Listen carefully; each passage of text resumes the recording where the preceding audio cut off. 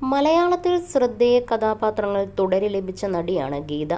80കളിൽ മലയാളം, തമിഴ്, കന്നഡ, തെലുങ്ക് ഭാഷകളിൽ സജീവ സാന്നിധ്യമായിരുന്നു ഗീത.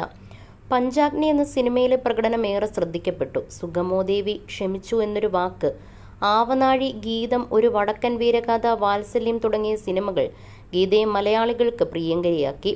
ഒരു വടക്കൻ വീരഗാഥയിലെ പ്രകടനം മികച്ച രണ്ടാമത്തെ നടിക്കുള്ള പുരസ്കാരം ഗീതയ്ക്ക് നേടിക്കൊടുത്തു. മലയാളത്തിലെ ഗീതയുടെ ശ്രദ്ധേയ സിനിമകളിൽ ഭൂരിഭാഗവും മമ്മൂട്ടിക്കും മോഹൻലാലിനും ഒപ്പമായിരുന്നു.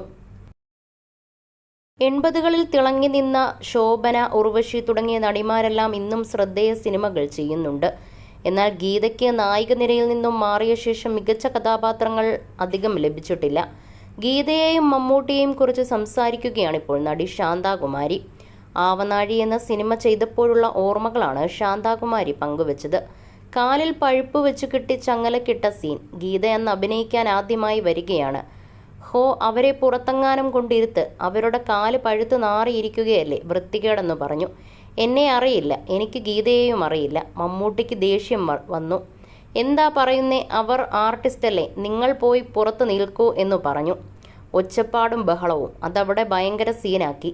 പുള്ളിക്കാരൻ ചീത്ത പറഞ്ഞ് എന്തൊക്കെയോ ഭയങ്കര ബഹളമുണ്ടാക്കി. തൻ്റെ കാലിൽ മേക്കപ്പ് ആയിരുന്നെന്ന് ഗീതയ്ക്ക് മനസ്സിലായില്ലെന്നും ശാന്താകുമാരി ഓർത്തു. ചോയ്സ് നെറ്റ്വർക്കിൽ സംസാരിക്കുകയായിരുന്നു നടി. തിലകൻ ചേട്ടനും രാജംബി ദേവും ഒന്നും ഉയരമില്ലാത്തതിനാൽ അവരുടെ ഭാര്യയായി എന്നെ അഭിനയിപ്പിക്കില്ലായിരുന്നു.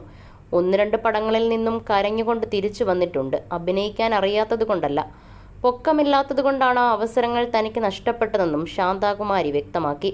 വേലക്കാരിയും അമ്മയുമായാണ് മിക്ക സിനിമകളിലും അഭിനയിച്ചതെന്നും നടി പറയുന്നു. 700 സിനിമകളോളം താൻ അഭിനയിച്ചിട്ടുണ്ടെന്നും ശാന്താകുമാരി പറഞ്ഞു. സിനിമകളിൽ ഇന്ന് ശാന്താകുമാരിയെ കാണാറില്ല, അവസരങ്ങളില്ലായതായെന്ന് നടി പറയുന്നു. മമ്മൂട്ടിയെക്കുറിച്ച് ശാന്താകുമാരി പറഞ്ഞ വാക്കുകൾ ഇതിനോടകം ചർച്ചയാകുന്നുണ്ട്. സഹപ്രവർത്തകരിൽ പലരും മമ്മൂട്ടിയുടെ നല്ല മനസ്സിനെക്കുറിച്ച് നേരത്തെ സംസാരിച്ചിട്ടുണ്ട്. പുറമേക്ക് ദേഷ്യക്കാരനാണെങ്കിലും നല്ല വ്യക്തിയാണ് മമ്മൂട്ടി എന്നാണ് മിക്കവരും പറയാറുള്ളത്.